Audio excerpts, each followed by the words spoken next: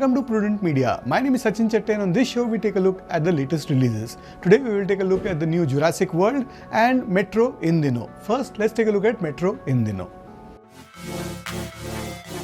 When Anurag Basu made Life in a Metro back in 2007, it was like a fresh breeze of air. The narratives of individuals within a city possessed a unique charm and the storytelling effectively captured your interest. Metro in Dino serves as a spiritual sequel to that film, adhering to the same format of an anthology of stories. However, with a runtime exceeding 160 minutes, it loses its momentum in the latter half, undermining the foundations laid in the first half. Depicting emotions and relationships on screen in a balanced manner is a challenging skill. You hope that it will connect with the audience and not grate on their nerves. Although the stories and characters appear authentic in this Anurag Basu film, the narrative drags and it goes on and on till you can feel it huffing and puffing towards the end. Also pray what is the point in stretching some scenes and in some cases repeating them when the point is already made. I wanted to reach out for the remote to fast forward some of those scenes. Consider the subplot featuring Anupam Kher's character. He portrays an elderly gentleman whose wife and son died in an accident and his daughter-in-law lives with him and she won't move on in life. In an attempt to provoke her, he invites his college sweetheart, played by Neena Gupta, to his home and she is someone he has not seen since 1979 and feigns a romantic encounter while mistreating his daughter-in-law to encourage the daughter-in-law to move on. It is fair to say that this subplot is as laborious as straightening a jalebi. Moreover, this entire storyline is not resolved in a few brief scenes. It intertwines with the other stories and continues for what it feels like eternity. The other stories revolve around themes of infidelity, marital issues, commitment issues, and several other intricate characters. Set in various metropolitan cities, we are introduced to Monty, played by Pankaj Tripathi, and his wife Kajol, played by Konkani Sharma. They are a couple whose marital spark has faded.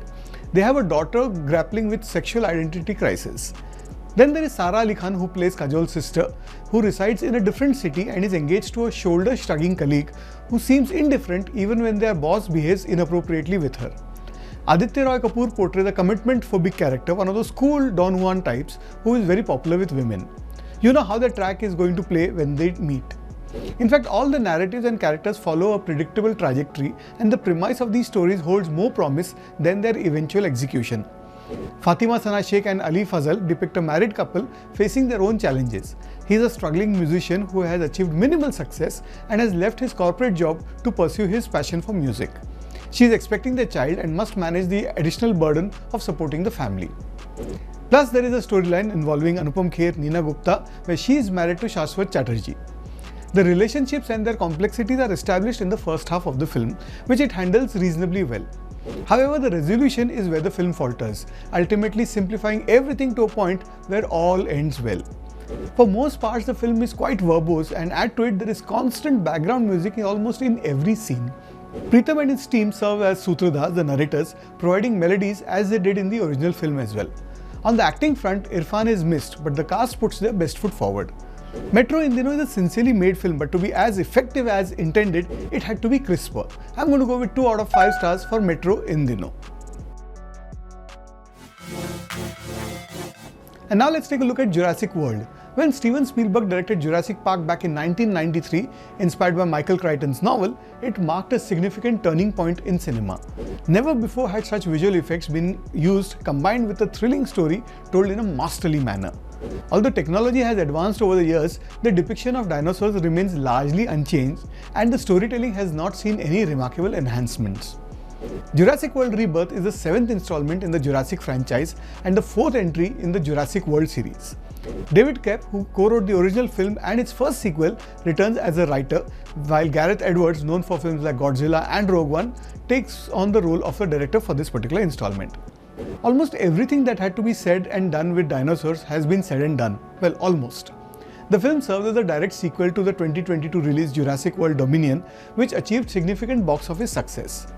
Jurassic World Rebirth begins with a prologue set a couple of decades in the past, where an experimental laboratory on an island experiences chaos due to a chocolate wrapper, leading to the release of dinosaurs from their confinement and resulting in a disaster. Life has progressed and society is at peace except for the corporate entities associated with the big pharma. Rupert proposes a plan to extract blood samples from living dinosaurs residing on an equatorial island.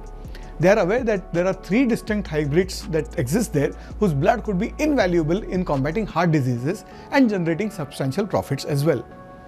The first person he recruits on the mission is Zora, played by Scarlett Johansson.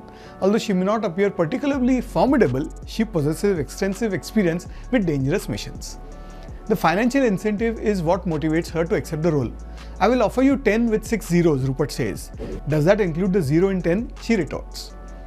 They require additional crew members. We have Dr. Henry Loomis, a paleontologist with a fondness for those creatures, and alongside them there is Duncan, played by Mahershala Ali, the captain and proprietor of the vessel involved in this illicit operation. He also has a long-standing partnership with Zora. Meanwhile, nearby, a family of 4 is vacationing on their sailboat in the Atlantic Ocean. The father and his 2 daughters, along with the elder daughter's boyfriend, find themselves in a precarious situation in the middle of nowhere in the ocean. It does not take long for the hybrid dinosaurs to emerge. They are present in the water, on land, and in the air. Gradually, they begin to eliminate the supporting characters one by one, and the narrative progresses as anticipated. The presence of a top-tier cast, particularly Scarlett Johansson and Mahershala Ali, is helpful. There is a considerable amount of action that maintains a brisk pace, although the superfluous dialogue regarding the past does not contribute any meaningful value. Rebirth is predictable, but it is also fun. As much fun as you can possibly expect in the 7th installment of a franchise. I'm going to go with 3 out of 5 stars for the new Jurassic World movie called Rebirth. Well, that's what I thought of the 2 films that were released this week. Do let us know what you think. And I'll be back with you next week with more movie reviews. Till then, it's goodbye from me.